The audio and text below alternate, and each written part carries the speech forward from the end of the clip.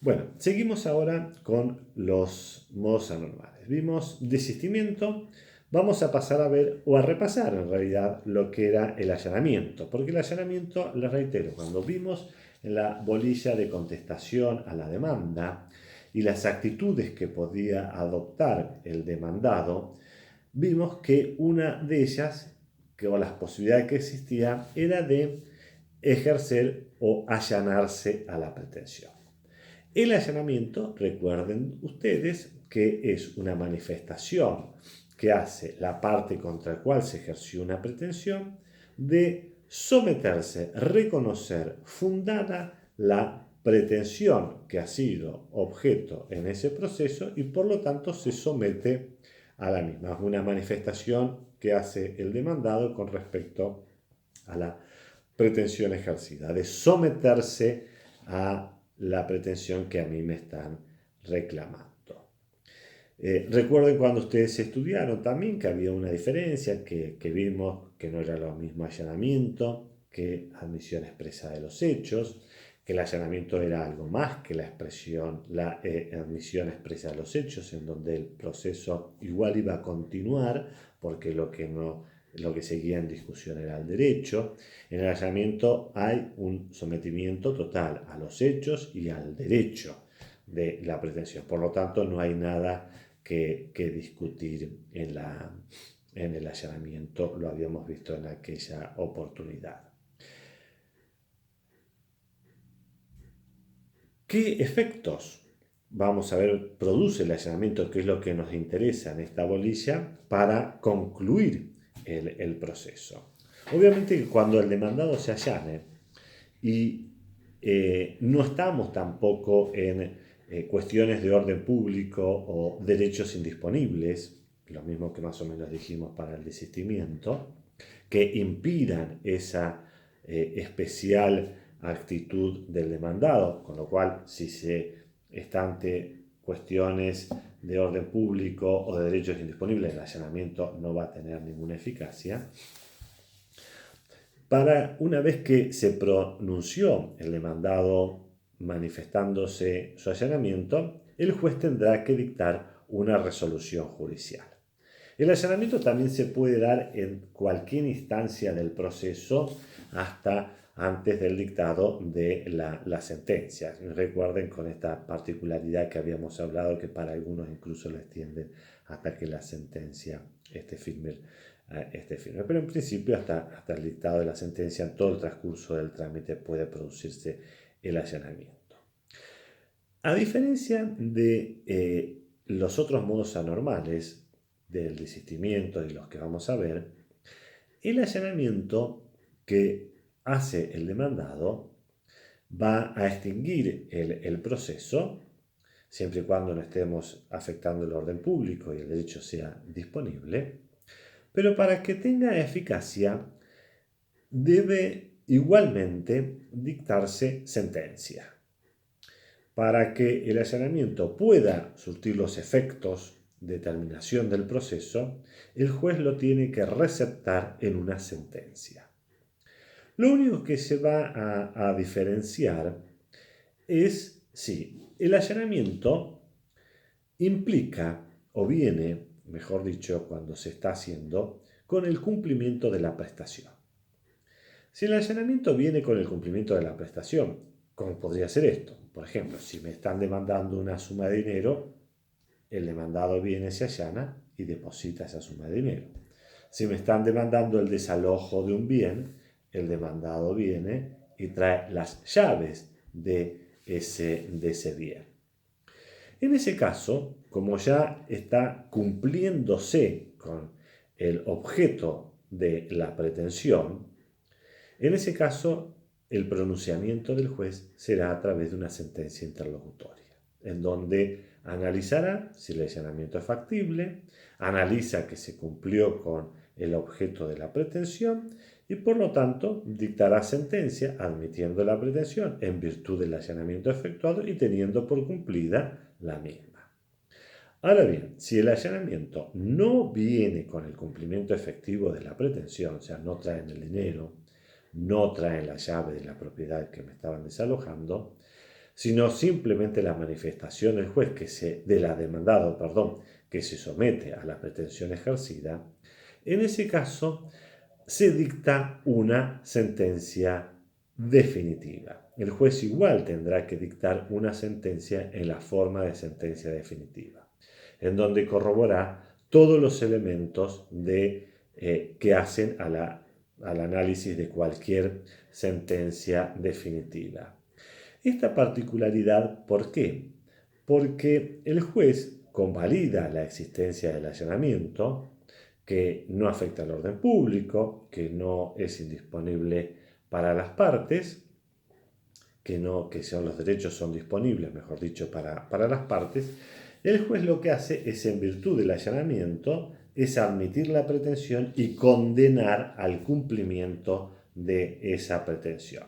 Esa sentencia definitiva lo que está creando es una obligación, ya a través de la resolución judicial, para que, si el demandado no la cumple, yo tenga un título para después entonces poder ejecutarla.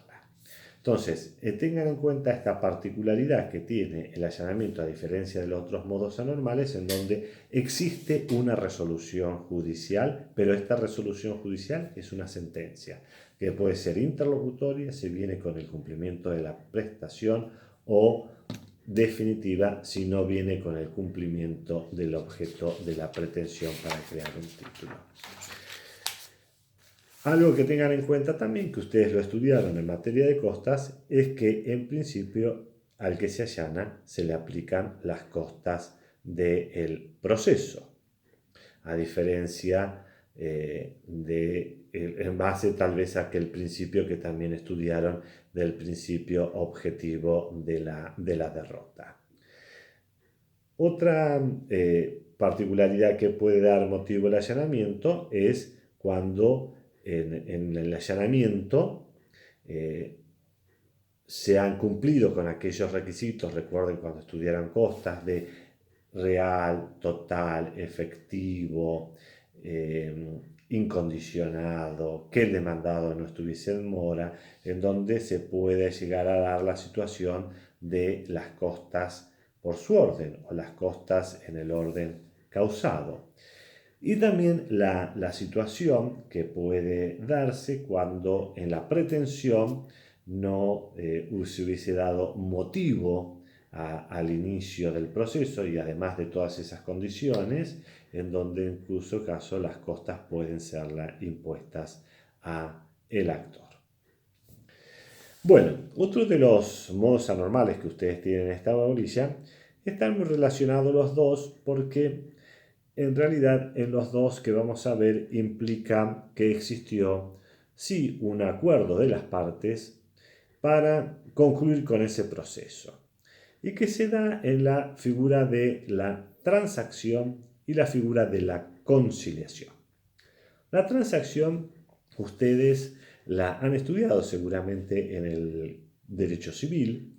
Antes se estudiaba como una de las formas de extinción de las obligaciones, hoy se estudia cómo ha cambiado su ubicación en el Código Civil, y se estudia como una figura de un contrato.